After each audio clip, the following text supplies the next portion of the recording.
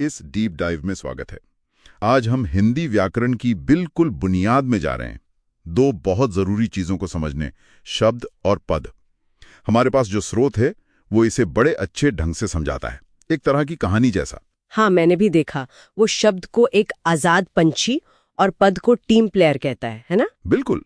तो आज का हमारा मिशन यही है, इस पंछी और इस प्लेयर के बीच का जो रिश्ता है उसे साफ करना, देखना कि ये हिंदी भाषा में कैसे काम करते हैं।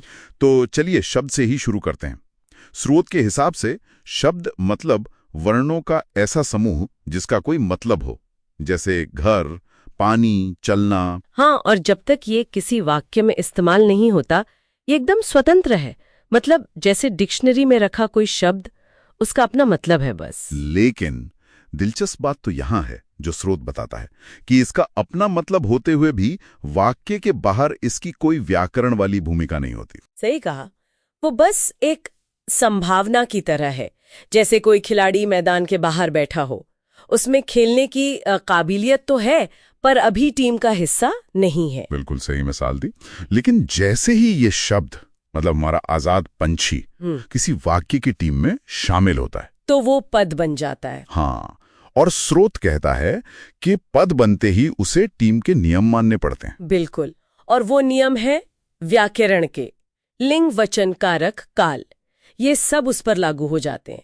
वो अपनी मनमर्जी वाली आजादी छोड़ देता है, लेकिन बदले में उसे वाक्य में खास भूमिका मिलती है ना? हाँ बिल्कुल। वो वाक्य के दूसरे हिस्सों से जुड़ता है और पूरे वाक्य का मतलब बनाने में मदद करता है। अब उसका सिर्फ अपना मतलब नहीं रहता, उसे एक व्याकरणिक पहचान, एक काम मिल जाता है। जैसे स्रोत का उदाहरण लें, लड़का खेल रहा है।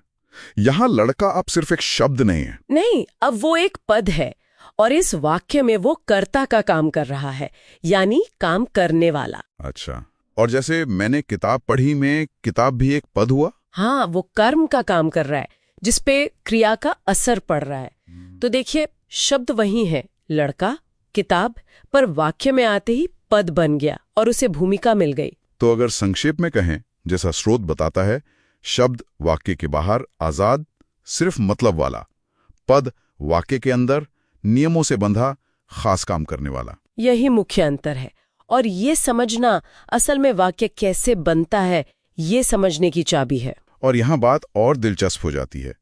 स्रोत इशारा करता है कि टीम में आने के बाद भी सारे पद एक जैसा बर्ताव नहीं करते। हाँ, ये बहुत जरूरी बात है। स्रोत बताता है कि पद दो तरह के होते हैं। पहले है विकारी पद। विकारी मतलब बदलने वाले? स्रोत ने रंग बदलने वाले गिरगिट कहा है। बिल्कुल, क्योंकि ये लिंग, वचन, कारक के हिसाब से अपना रूप बदल लेते हैं। जैसे संज्ञा लड़का का लड़के या लड़की हो सकता है, सर्वनाम मैं का मुझे, मेरा बन जाता है, विशेषण अच्छा का अच्छी, अच्छे, और क्रिया तो बदलती ही है, जाता है, जाती है, जाएंगे। ये वाक्य को लचीलापन देते हैं एक तरह से। हाँ, और दूसरी तरफ है अविकारी पद। इन्हें अव्यय भी कहते हैं। और स्रोत ने कभी न बदलने वाले कहा है। सही। ये ऐसे साथी हैं जो वाक्य में कुछ भी हो जाए अपना रूप नहीं बदलते, जैसे क्रिया विशेषण धीरे धीरे, यहाँ, संबंध बोधक, के पास, के ऊपर, समुच्चय बोधक, और, लेकिन, विस्मयादि बोधक, अरे, वाह, ये हमेशा एक जैसे रहते हैं। अच्छा, तो ये बदलते नहीं। इनका काम क्या है फिर? इनका काम बहुत पक्का होता है, जैसे वाक्य के हिस्सों को जोड़ना, और, लेकिन, या कोई भाव बताना, अरे, या क्रिया की विशेषता बताना धीरे धीरे। ये वाक्य को स्थिरता देते हैं। तो मतलब वाक्य में ये दोनों तरह के पद, विकारी और अविकारी, मिलकर काम करते हैं। बिल्कुल, उनका तालमेल ही वाक्य को सही संरचना और पूरा मतलब देता है। स्रोत ये भी बताता है कि ये शब्द और पद का अंतर समझना क्यों जरूरी है। ये सिर्फ किताबी व्याकरण नहीं है। नहीं, बिल्कुल नहीं। ये भाषा की समझ को गहरा करता है, और जैसे स्रोत में जिक्र है, ये पद परिचय जैसे कामों के लिए जरूरी है, जहां आपको वाक्य में हर एक पद की पूरी कुंडली बतानी होती है। वो क्या है, विकारी है या अविकारी, उसका लिंग, वचन, कारक, और वाक्य में उसका काम क्या है। हाँ, वो सीबीएसई कक्षा 9 के पाठ्यक्रम का जिक्र शायद इसीलिए था।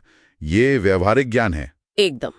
तो कुल मिलाकर हमने देखा कि कैसे एक अकेला आजाद शब्द जब वाक्य के सिस्टम में आता है तो एक जिम्मेदार पद बन जाता है। उसे नियम मानने पड़ते हैं, पर एक भूमिका भी मिलती है। सही।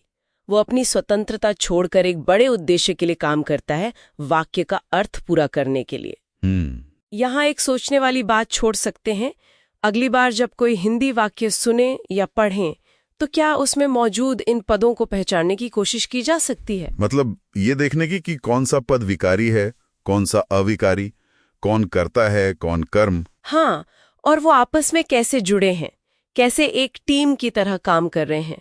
शायद ऐसा करने से भाषा सिर्फ शब्दों का ढेर नहीं, बल्कि एक जीती जागती काम करती हुई व्यवस्था ज्यादा नजर आए। ये वाकई एक दिलचस्प नजरिया होगा भाषा को देखने का।